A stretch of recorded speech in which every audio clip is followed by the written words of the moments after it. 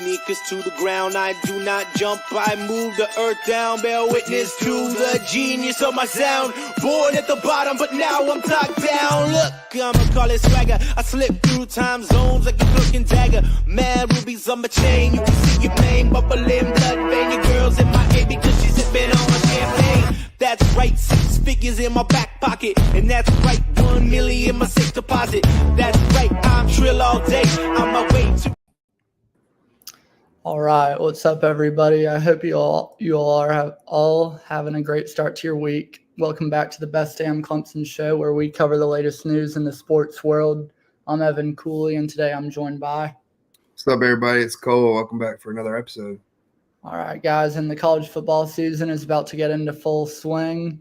Camp is about 2 weeks in, and as we draw closer to opening week, we will discuss the games that we have our eye on to kick things off. Then we'll go into our thoughts on the AP poll, which was just released yesterday.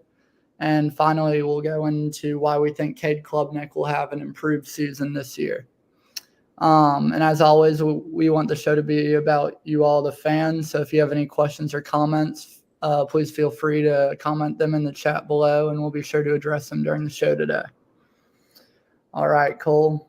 Football season is, about 2 weeks away now? About 2 weeks, yeah. Can't come fast enough. Yeah, I know. So, a lot of great games to open up the season. What are a few games that you have your eye on? Well, obviously, we got Clemson, Georgia. Mm-hmm. I think a little fluke game for Penn State is going to be that West Virginia game. Okay. Yeah, I like West Virginia has a great quarterback this year. I think West Virginia could be a little scary coming in there. Mm-hmm. And then I think that Miami, Florida, I feel like that's going to be obviously Florida has not been very great the past couple of years. And I feel like what's it, Napier? I feel like this is his make or break year. And I feel like that could really boost Florida's confidence to see how good Cam Ward really is at Miami. So that's one that I think could be a really good game. And then obviously Notre Dame, Texas is game day. So that's where all the eyes are going to be on. 31st. Yeah. I'm right there with you. I like that Miami Florida game a lot. Obviously it's an old rivalry. They've played 56 times, and it's a really close series. Miami's won 29 meetings, and Florida's won 27 meetings. So it's about as close as a rivalry can get. And, I think that's going to be a tough game for Miami because I think Florida is one of the toughest places to go in and get a road victory in. That'll be an interesting game for sure. I also like that Notre Dame Texas A&M game a lot. I think a lot of people think that Notre Dame is a dark horse for the national championship this season. But they're going into the home of the 12th man to open up the season, which is going to be a real tough game for them. So it'll be interesting to see. And I also feel like Texas A&M I feel like both these teams are always teams that are hyped up before the season starts and recently haven't lived up to either of their potential. So I'm excited to see who gets off to a good start there. And then obviously Clemson, Georgia, looking forward to that. I think that there's been a lot of drama surrounding this Georgia team, and I think it might be hard for them to come out and impress a lot of people week one. I mean, they've had 23 players get in trouble with law enforcement since the end of last season, which is a crazy statistic to have. They also lost a lot of guys to the NFL draft, which I think is going to hurt them offensively. And I think if Clemson can get early pressure on Carson Beck, then I think Clemson has a good chance to win that game. But I think it's really going to come down to that Clemson defensive line and if they can get pressure on Beck. And then my upset pick of week one is North Dakota State upset in Colorado. I like that. North Dakota State is one of the best FCS teams in the country, and every year it seems like there's a big FCS over FBS upset. And honestly, let's see here. Okay, yeah, North Dakota State has won 6 of their last 7 matchups against FBS opponents. including number 13 Iowa in 2016. And also Colorado's offensive line struggles big time. Obviously, Colorado has great playmakers, but I think that if North Dakota State can win the trenches in that game, then I think they'll come away with a big upset to start the season. Yeah, I don't get that. I mean, obviously they got Travis Hunter and Shadur and this and that, but I've never really liked Colorado. I've never got the hype. I mean, you can't have a good season in college football if you don't have a good offensive and defensive line, which they don't have. So yeah, like obviously the legacy Deion Sanders has is big, but I mean, everybody just like last year, all I heard, like I did a podcast with a group of guys, and all I heard was Colorado's making the playoffs. After week 1 when they beat TCU, they were like, yeah, that Colorado team's not getting beat. Yeah. So I don't know. I just feel like you can't. They went 4-8, and now they're still getting the hype this year. So yeah. It's gonna be interesting to see what they can do, but I mean, and I think Deion is a great recruiter, but I just feel like there's so many clashing egos on that team that it makes it difficult for them really to have a good season, because you're gonna have guys who aren't getting the ball that think they should be getting the ball, and then they're gonna be getting upset. And I just think they're focused on the wrong things. Like, yeah, I do too. On their practice jerseys, on the back of their practice jerseys, is their Instagram handles. Yeah. I mean, play football. I feel like he's fighting for, like, he loves cameras being around him more than he loves coaching football. Yeah. So. Yeah. And if there's any FCS team that's going to pull off an upset this season, it would be North Dakota State. I mean, I can't believe I wish they'd become FBS. I mean, they should. They won. Let's see. I have it right here. Yeah, between 2011 and 2021, they won 9 FCS national championships. There was one team in the FBS they upset a couple years ago. I can't remember who it was. It was a pretty big team.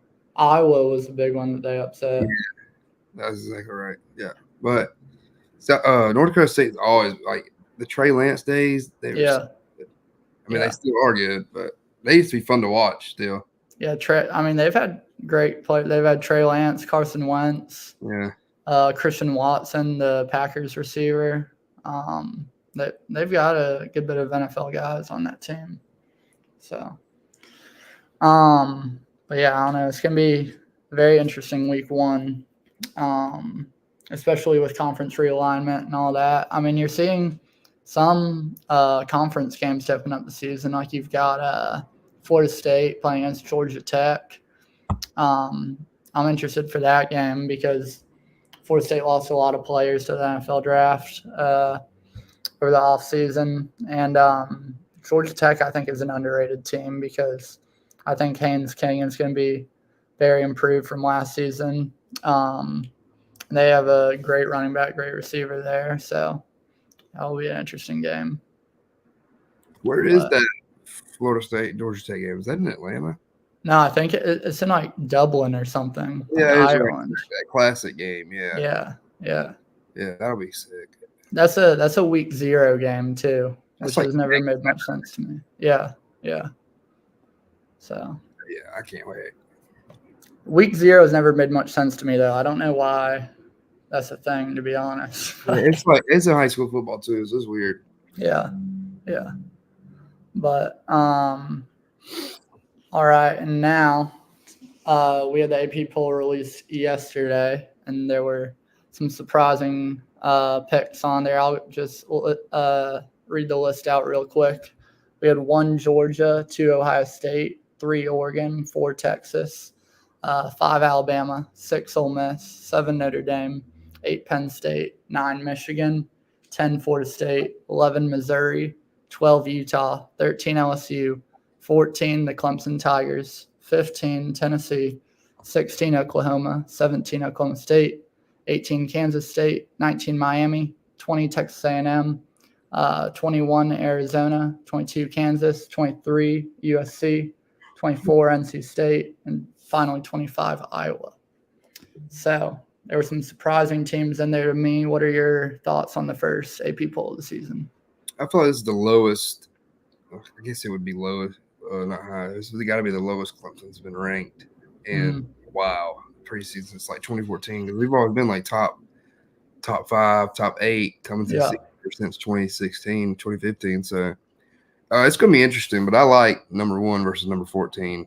I feel that's going to be really fun because all the eyes are going to be on Georgia and they're about to kill Clemson, this and that. So I'm excited. But other than that, on the AP poll, I really do. I agree with most of it. I agree with the top 10. I don't know. Missouri's kind of a, they could go one way or the other. But how do you feel about Penn State being number 8? I just feel like Penn State. I feel like that week 1 game, I feel like West Virginia is going to scare them. And does Franklin know how to overcome that factor? And I just don't feel like they'll be in top 10 long or ranked. Well, they'll be ranked, I feel like, but like teams that I don't feel like will be ranked long is for sure. I don't think USC will. Texas A&M. I think Kansas will make a big jump. I really do. I feel like they could be top 10. Yeah, I like Kansas. Yeah. I guess Arizona is one of those teams. Well, another team you can circle is Miami. Just to see really how good Cam Ward is. People think he's right now he's the preseason ACC Player of the Year or something. Yeah. But I don't know. I liked Cam Ward. I mean, he was good in the Pac-12. He's not really good in the video game, is what I was gonna say, but that's but we'll just see. But I agree. Mostly, I agree with AP. I do. What do you said that this is the lowest Clemson's been ranked in a while. How do you feel about them being number 14 though? I feel like it's fair just because of the last couple of years we had. I mean, we went 9-4 last year. Yeah. So obviously that was the first time we hadn't won 10 games and I think since 2010. So I mean, obviously that's a great football over the years, and I mean teams would kill to go 10-3 and 9-4. Like the South Carolina Gamecocks, they'd love to do that. And that's a great year for them. Obviously, that's down years, down year for Clemson. So I think it's fair. Obviously, they weren't going to rank us too high going into the Georgia game because they think what's going to happen is we're going to get the doors blown off of us. But I really love Clemson's chances going into this game. Like we were saying earlier, I think Georgia's minds are elsewhere, and I think they're not focused enough going into this game. I mean, they could be totally fine week 1. We don't know that. Yeah. But I mean, every time you look, somebody's getting locked up or something, this and that. I just feel like Kirby's got to do a better job keeping his team in pack. But I kind of like us being I kind of wish they'd put us at 20th. I wish we'd have been 25. Yeah. Yeah. Just don't care about the number beside your team. Just go in there and beat them because obviously Georgia loves to be number 1 and they're going to talk about that ranking. They love talking about unnecessary things, in my opinion, because Georgia's been number 1 for a while now. They haven't moved. So I can't wait to go in week 1. It's just I think that number 14 is a great spot to be, honestly, with the expanded playoff format. I mean, top 12 teams get in, and at 14, really, you control your own destiny. You don't have to rely on other teams, and if they can pull off the upset over Georgia week 1, then really it's in their own hands. I mean, even if they beat Georgia and then lose to Florida State, they're still a playoff team. They just have to avoid those upset losses. So it'll be interesting to see what they can do. But, yeah, I'm looking forward to it. Yeah. And we'll be right back after a short word from our sponsors. Are you tired of scrolling endlessly to find the perfect deal? Who said that? Me. Ah! Who are you? How did you get in my house? Be not afraid. I'm the Frugal Fairy. See, at the Frugaling Shop, we bring the best deals to your doorstep, so you can spend less time searching and more time saving. Yes, hello? There's a man with wings standing in my living room, and I'm scared.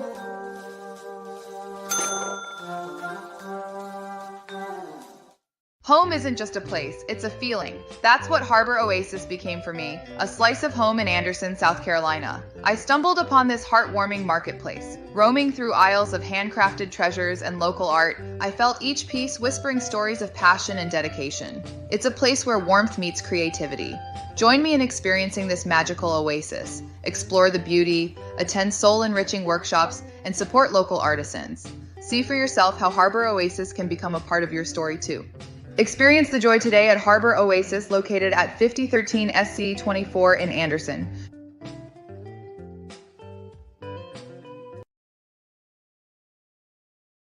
Have you ever stumbled upon a flavor sensation that sweeps you off your feet? That's Waffle Drop. Nestled in the heart of Greenville, we've spun up the traditional bubble waffle, a thrilling mix of pancake and waffle into an art form. From the whimsical Lil Blue Panda to the decadent Ferrero Rocher ice cream, every bite is an adventure. Imagine savoring a bubble waffle wrapped around your favorite ice cream. Now stop imagining.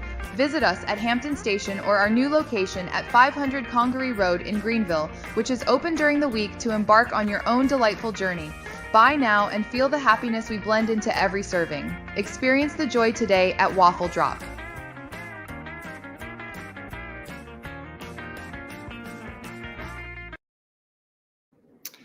All right, welcome back, everyone.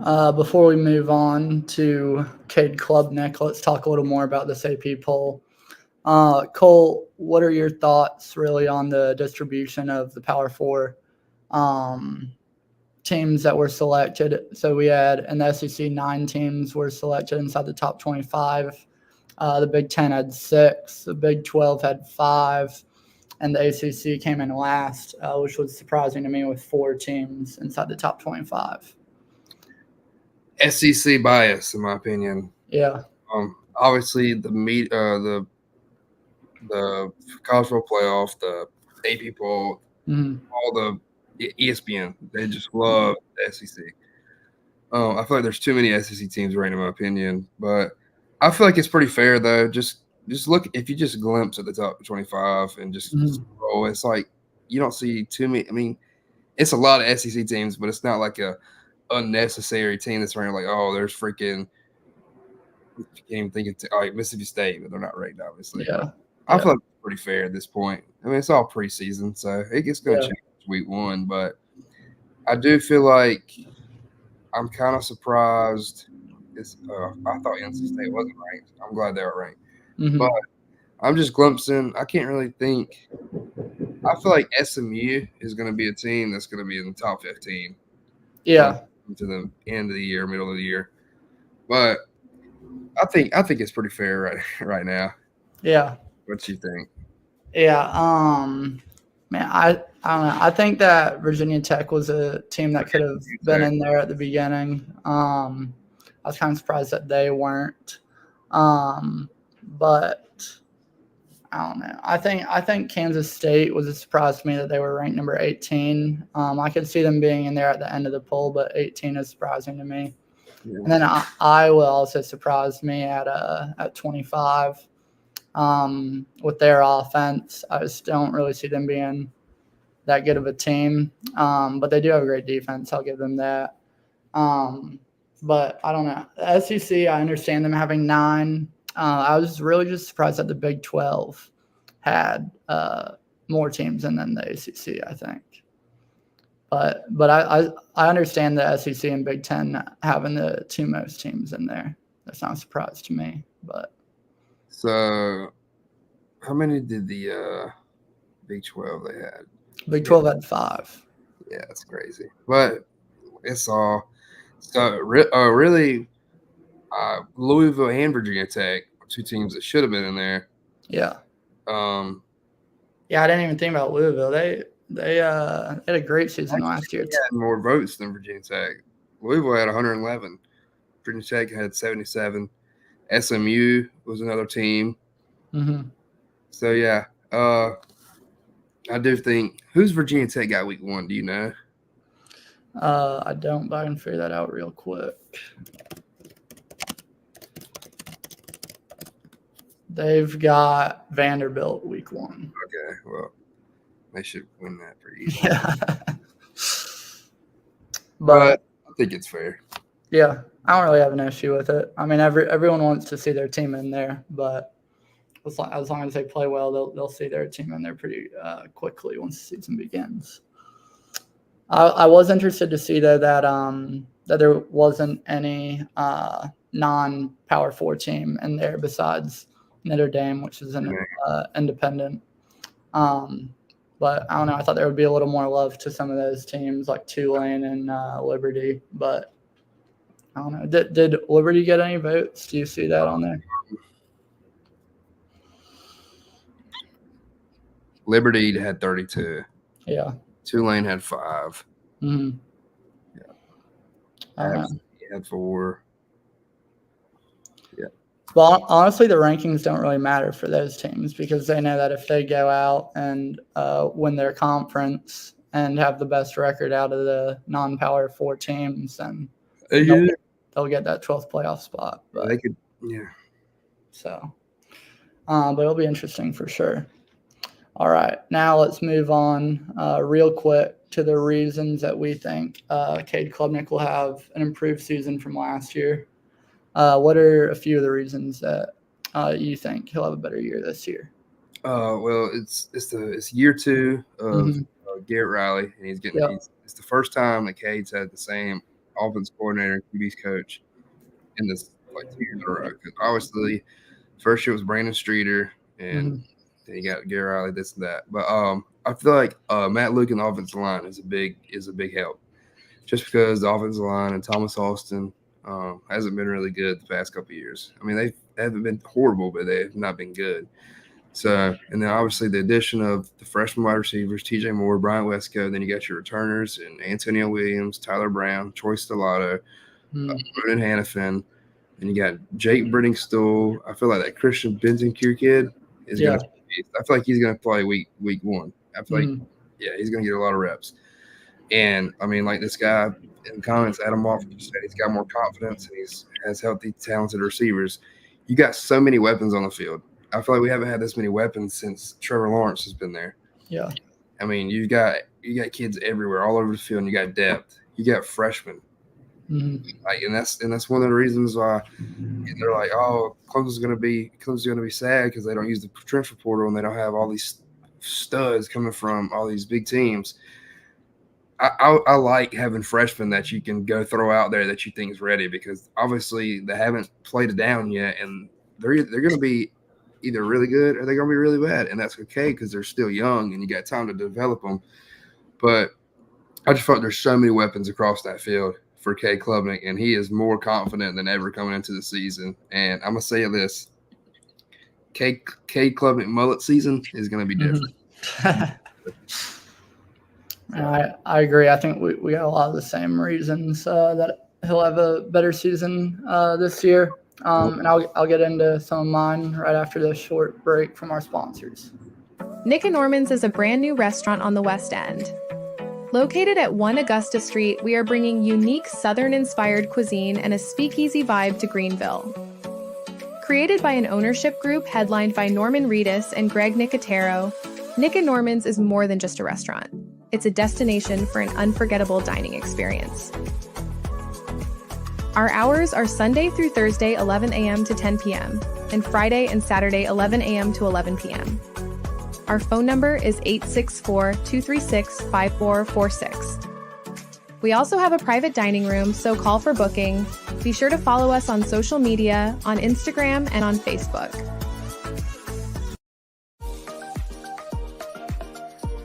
They say a home is a safe haven, but what about when that safety is threatened? Last year, a storm hit our area hard, and suddenly the roof over my head, my family's shelter, was compromised. I felt vulnerable. But then Canopy Roofing stepped in. Their dedication, much like that of a caring family, restored more than just our roof. They restored our sense of security. If you're ever in need, let Canopy protect your haven too. Experience the same peace of mind. See for yourself how Canopy Roofing can safeguard your family's comfort and safety. Have you ever bitten into a pizza and just known your taste buds were experiencing something totally unique? That was me at Crust and Craft in Greenville. Nestled right at 123 South Main Street, this isn't your average pizza joint. Their claim of "we do pizza differently" couldn't be truer. With creations like the Low Country Seafood Boil Pizza and exquisite $10 lunch specials, they're crafting flavors that defy the norm. Plus, the vibe?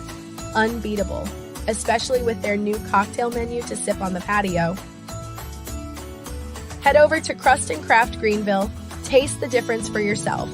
And seriously, do not miss out on their happy hour. Grab your slice of heaven today. Ever find yourself needing custom gear that really stands out? At Carolina Printing Sports and Trophy in Hartsville, SC, we personalize everything from t-shirts to trophies, making sure your brand or team logo pops. Whether it's screen printing, embroidery, or dazzling plaques, we've got you covered. Swing by today and let's create something unique just for you. All right, welcome back, everyone.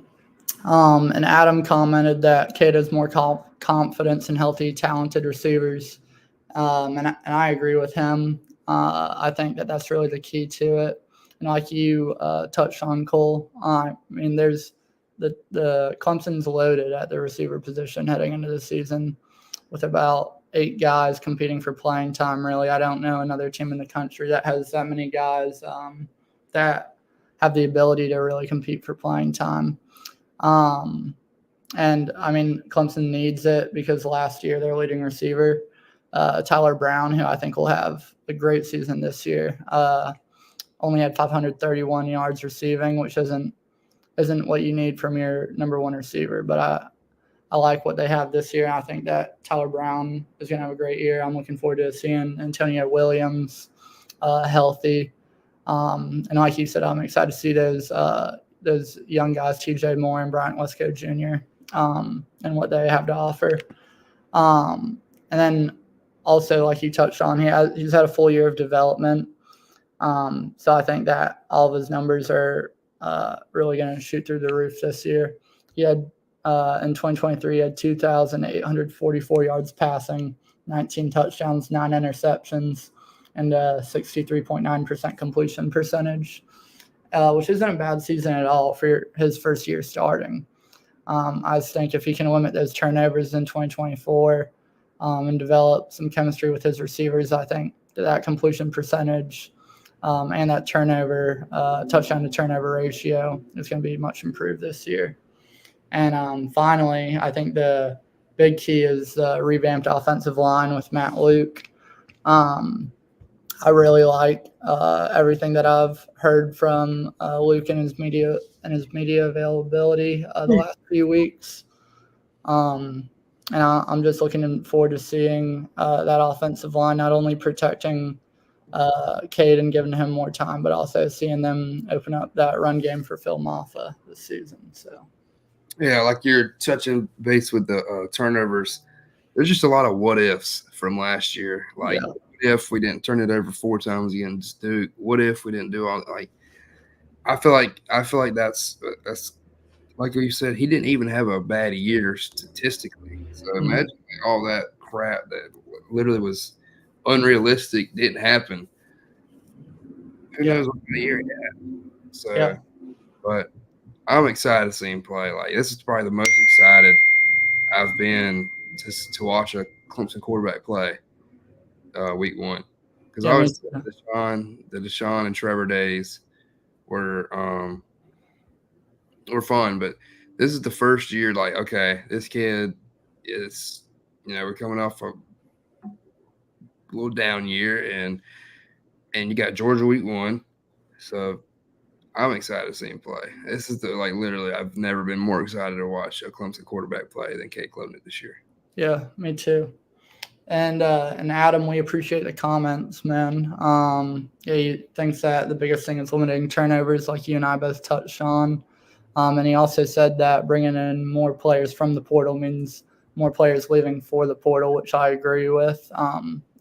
And you really don't see a bunch of Clemson players enter the portal like some of these other schools. And I think a big part of that is the culture that Dabo brings in, and the players know that their playing time will come if they just trust the system and don't jump in the portal when things get a little scary for them. So, but I'm excited to see this Clemson team, and we'll see them in just a few weeks now.